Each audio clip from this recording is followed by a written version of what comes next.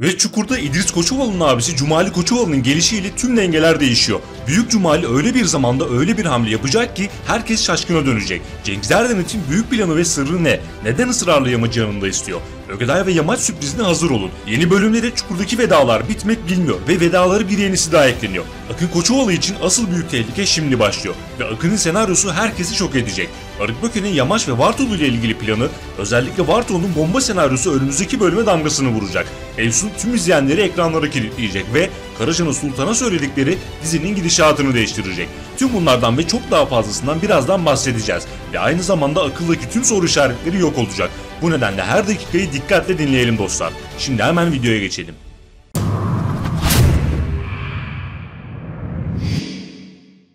İlk olarak geçtiğimiz bölüme damgasını vuran Büyük Cumali Koçovalı ile başlayalım. Ayırt etmeniz için Cumali amca diyeceğim. İdris Koçovalı ve Paşa'nın ölümünden sonra emminin de neredeyse etkisiz hale gelmesi sonucunda Çukur'da büyük ve tecrübeli bir karakter eksikliği oluşmuştu. İşte bu eksikliği herkesin öldüğü olarak bildiği fakat bizim önceki videolarda analizini yaptığımız Koçovalıların Cumali amcası kapatacak. Aynı zamanda Çaycı Nedim'in de gizemli patronu olan Cumali uzaktan uzağa Çukur'u Erdenetlerden korumaya çalışıyor. Hatta Erdenetler içinde büyük bir karışıklık çıkarmaya çalışıyor. Geçtiğimiz bölümde Cumali amca ve Çaycı Nedim'in tüm bu yapılanları Ögeday yapmış gibi göstermelerine şahit olduk. Hatta Arık Böke bu numarayı yedi. Gerçekten de kendisine kumpas kuranların, sevkiyat işini bozanların başında üvey abisi Ögeday'ın olduğunu sandı. Fakat Ögeday'la yüzleştikten sonra anlaşıldı ki bu mevzulardan Ögeday'ın haberi bile yok. Ögeday tam bir beyefendi profiliyle işlerini kibar bir dille yapma peşinde. Hatta isteyip de elde edemediği hiçbir şeyin olmadığını öğrendik. Evet, Cumali amca ve hain olmayan sağ kolu Nedim bu planında başarıya ulaşarak yine Erdenet ailesi içinde karışıklık çıkarmaya başardı.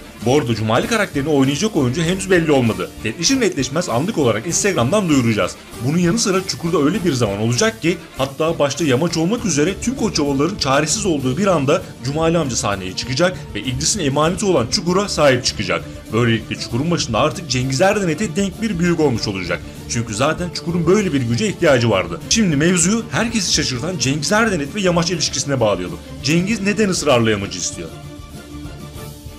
Cengiz Erdenet keskin zekasını bir kez daha gösterdi. İşin arkasında Ögeday'ın olmadığını, Arık'ın perde arkasında neler yaptığını ve kendisine kurulmak istenen tüm kumpasların farkında. Hatta çok büyük bir ihtimalle Cengiz Erdenet, İdris'in abisi olan Cumali Koçovalı'nın varlığından bile haberdar.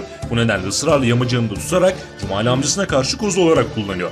Hatta Yamaç'a belki sandığından daha değerlisindir diyerek ince bir spoiler verdi.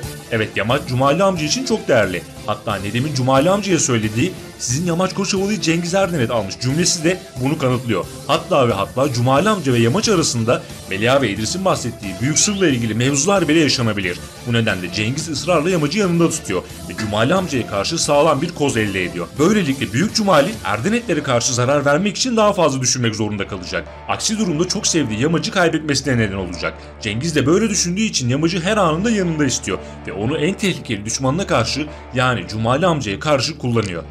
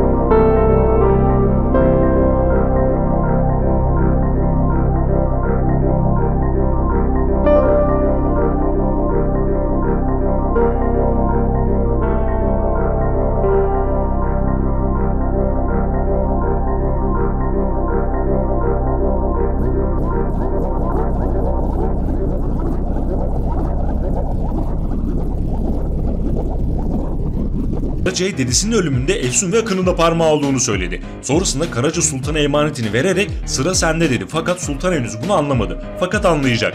Efsun'dan önce yüzleşme sırası Akın Koçovalı'ya gelecek. Hatta Cumali ve Akın arasında gerilim dolu bir sahnenin çekimleri gerçekleştirildi. Bunu 5 veya 6. bölümde göreceksiniz. Bu sahnede Cumali Akın'a çok sinirli bir şekilde bağırarak saydırıyor. Durumlar böyle olunca akıllarda ister istemez şu soru oluşuyor. İdris'in ölümünde parmağı olan Yücel öldü, Azer de öldü ve şimdi sıra Akın ve Efsun'a mı geldi? Akın ve Efsun'un çok sıkıntılı süreçlerin beklediğini söyleyebiliriz. Fakat ölüp ölmeyecekleri konusunda net bir açıklama yapmak için henüz erken. Ancak bu senaryo ile ilgili bazı sinyaller verildi. Bunu da söylemek gerek. İlerleyen günlerde bu konuda daha net paylaşımlar yapacağız. Bakalım Sultan işin içinde Akın ve Efsun'un olduğunu öğrenince ne yapacak? Akın'ı öldürebilecek mi? Öte yandan Nehir'i koruyan ve takip ettiren Sultan, Yamacın Efsun'la olan ilişkisini öğrendiğinde nasıl tepki verecek? Hatta İdris'in ölümünde parmağı olan Efsun'un Yamaç'tan hamile kaldığını da öğrenecek mi? Zaten tüm bunları öğrenmesi Sultan'a kalp krizi bile geçirtebilir ve belki bu vesileyle Sultan'dan da kurtulmuş oluruz. Çukur senaristi Gökhan Orzum'un mutlu son sevmediğini biliyoruz. Yamaç Sena, Akşin Celesun ve Azer Karaca senaryoları buna birkaç örnek. Bakalım Efsun ve Yamaç mutlu sona ulaşabilecekler mi? Yoksa hep olduğu gibi bu hikaye mutsuz sonla mı bitecek? Önümüzdeki bölümde heyecanla izleyeceğimiz sahnelerden biri de Cumali'nin hamleleri olacak. Erdenetlere karşı savaş açan ve Kurtuluş ailesinin soyunun bitmesine neden olan Cumali her zamanki gibi öfkeyle hareket ederek Erdenetlere saldıracak. Fakat bu konuda Yamaç'la karşı karşıya gelecek. Yamaç'ın yapacakları Cumali'ye bir ders olacak, fakat öncesinde Cumali ve Yamaç arasında büyük bir tartışma yaşanacak. Öte yandan yine bir önceki videoda bahsettiğimiz ve Instagram'dan da duyurduğumuz defter mevzusu senaryonun gidişatına yön verecek. Bu arada anlık paylaşımlar için Instagram üzerinden de takipte kalalım dostlar. Evet, Çaycı Nedim defteri bularak Cumali'ye veriyor. Elbette bu konuda Nedim'in ince bir planı olacak. Defteri alan Cumali bu konuda sonuca ulaşmak için Aliço'yu devreye sokuyor.